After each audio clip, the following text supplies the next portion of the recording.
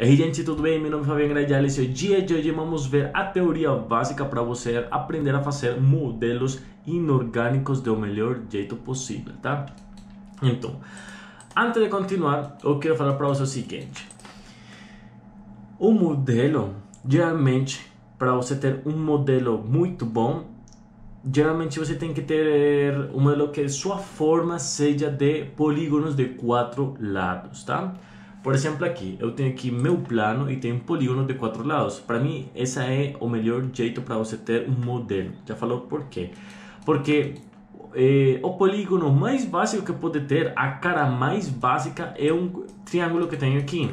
Porque é a unidade básica para fazer uma cara, tá? De 3 lados. Depois de 3 lados, que tem que ser de 4 lados para frente, acontece o seguinte: o modelo, o programa de 3D Max vai calcular na sua conveniência onde que vai ficar aqueles triângulos, porque todos os modelos sempre vai ter triângulos, todos. Mas você aqui não está olhando aquele triângulo, tá? Mas ainda eu tenho meu viewport olhando aqui edge faces. Então, o que quer dizer isso? Que eu estou olhando qual que é a forma que tem meu modelo. Mas olha só o seguinte, vou ativar aqui uma opção que diz backface, não, edge only. Vou desativar aquela opção. Você não precisa saber fazer isso de momento, só que quero que você olhe isso para que você entenda como que funciona, tá? Então, olha o seguinte, meu modelo está tendo uma visualização de triângulos.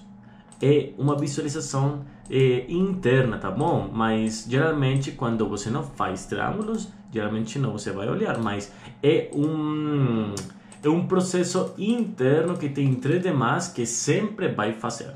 E vai acontecer a mesma coisa com esse objeto daqui.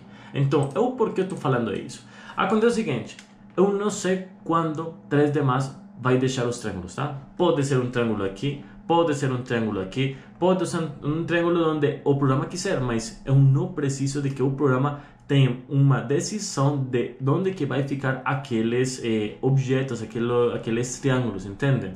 Eu não tenho controle disso, então a gente não pode deixar o controle do programa de onde que vai ficar o modelo de seu objeto, tá? Então, é por isso que o mínimo de caras que pode ter um objeto é um objeto aqui de triângulo, mas o melhor possível você pode deixar de quadradinho, aqui um polígono de 4 lados, mas o mínimo é um triângulo e o máximo é um pentágono. Se você vai fazer um polígono de muito mais lados, eu não recomendo isso, porque daí depois o programa vai fazer muitas coisas estranhas aí na hora de trabalhar com muitas mais subdivisões, vai acontecer muita coisa que a gente não quer trabalhar, tá? Então, quer dizer de que aquele polígono de 4 lados não funciona? Não, tá certo.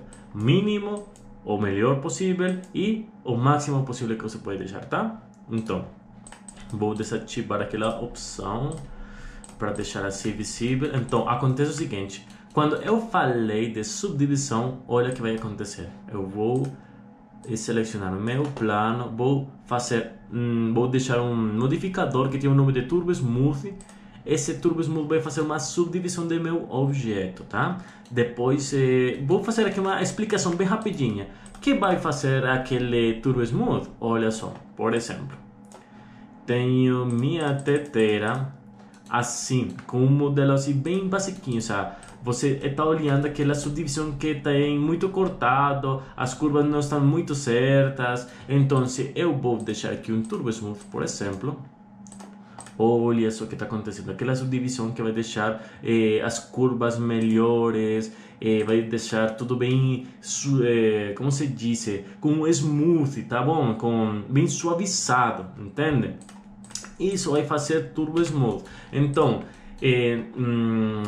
com um modelo tão básico, essa subdivisão tão suave só vai deixar aqui no meu plano. Como agora eu tenho um plano aqui, não vai fazer uma subdivisão, mas não vai fazer um suavizado, mas se vai a me ensinar aquela subdivisão. Então, se eu faço mais subdivisões como aqui, eu estou olhando que seu trabalho está sendo bem perfeito. Por exemplo, olha isso que acontece se eu vou fazer, por exemplo, aquele movimento de estou modelando, por exemplo, aqui, olha só aquela curva que está fazendo, tudo graças àquele Turbo Smooth. Se eu não tenho isso, não vai acontecer nada, vai só me ensinar aquele triângulo que tem aí, tá bom? Olha só o seguinte. Então é para que vocês entendam que vai fazer aquele Turbo Smooth, tá? Então, aqui tenho minha subdivisão que é muito uniforme, olha só. É muito boa aquela subdivisão. Agora, vamos ver o que vai acontecer com a subdivisão de meu triângulo. Turbo Smooth. Olha só. Turbo Smooth sempre vai tentar fazer uma subdivisão para que os polígonos sempre fiquem de 4 lados, tá bom? Vai fazer um polígono sempre de 4 lados, sempre. Então, olha só que tipo de cálculo vai fazer o Turbo Smooth, tá? Então, sempre vai ficar de 4 lados e você vai pensar, então o Turbo Smooth está fazendo o trabalho para mim praticamente.